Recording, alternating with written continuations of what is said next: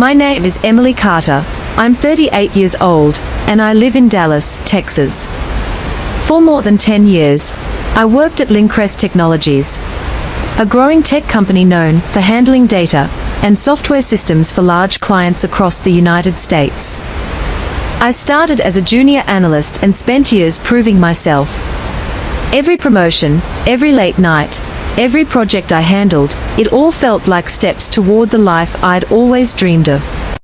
I was proud of my career. I didn't come from much, and everything I had was built through discipline, patience, and honesty. My brother Mark has always been a big part of my life. He's 2 years older than me, quiet but kind, the type who always looked out for me growing up. When he got married to Samantha, I welcomed her like my own sister. She was bright, confident, and funny, the kind of woman who could walk into any room and make friends instantly. I trusted her completely. I had no reason not to. Mark and Samantha lived about 20 minutes from me. We'd spend weekends together, celebrate birthdays, and talk about life. Samantha often showed interest in my work. She'd ask how things were at Lincrest, what kind of systems I managed, and even joked about how complicated my job must be.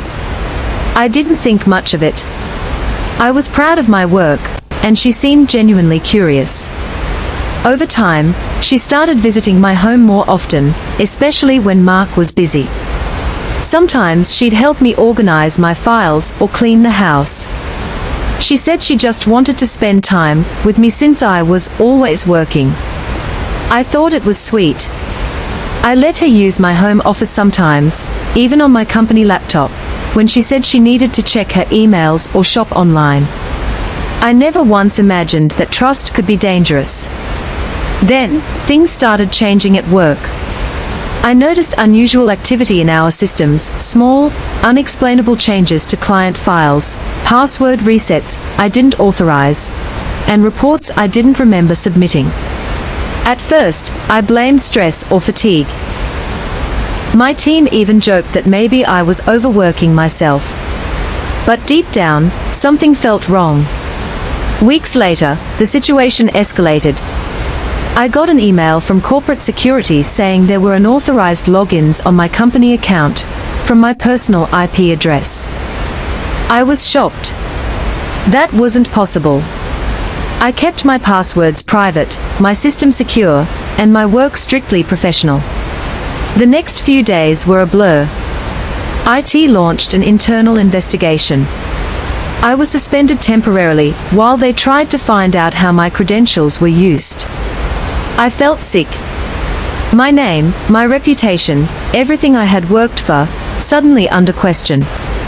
When I told my brother, he was confused and supportive. Samantha acted concerned, even offered to help me figure things out. She'd sit with me and ask about the investigation, about what they'd found so far, about who might be behind it. She played the perfect role, the comforting sister-in-law, while watching me crumble. Then one evening, everything fell apart. The company's head of security called. They'd traced the breach directly to my personal login, but also to another device that had accessed my account multiple times. That device was registered under a name I recognized immediately. Samantha's. My heart stopped. I couldn't breathe as I listened to the words. She had somehow used my access to log into company systems, transfer sensitive files, and even alter internal data.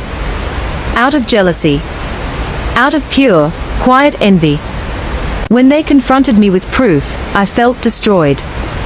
My own brother's wife, the woman I'd trusted like blood, had betrayed me in the cruelest way possible. She had been inside my home, using my laptop, pretending to care while setting me up for failure. I confronted her privately. I didn't yell. I didn't cry at first. I just asked why. She said she didn't know. That she felt like I had everything, a good job, independence, respect, and she wanted to see what it felt like to have that kind of control. Her words broke me more than anything else. The company cleared me after the investigation, but the damage was already done. My name had been whispered through the halls, my confidence shattered. Even after being proven innocent, I never looked at my work the same again. I started avoiding people. I lost friends who didn't believe my side of the story. As for Samantha, I didn't press charges. I don't know why. Maybe because of my brother. Maybe because I didn't have the strength to destroy his marriage, even though she had destroyed my peace. He eventually found out the truth. It tore them apart slowly, in ways I didn't wish to witness. Months later, I tried to rebuild my life. I resigned from Lincrest Technologies and started working remotely for another firm in Austin. But no matter how far I moved, the betrayal stayed with me. It wasn't just about the job or the money. It was about trust, about letting someone close enough to hurt you that deeply. Sometimes I still wake up thinking about it. How she used my kindness as a weapon. How she smiled in my face while taking everything I'd built. How I kept believing family could never betray family. If there's one thing I've learned, it's that betrayal doesn't always come from enemies. Sometimes it comes from the people sitting right beside you at dinner, the ones you'd never suspect. And forgiveness, it's not for them.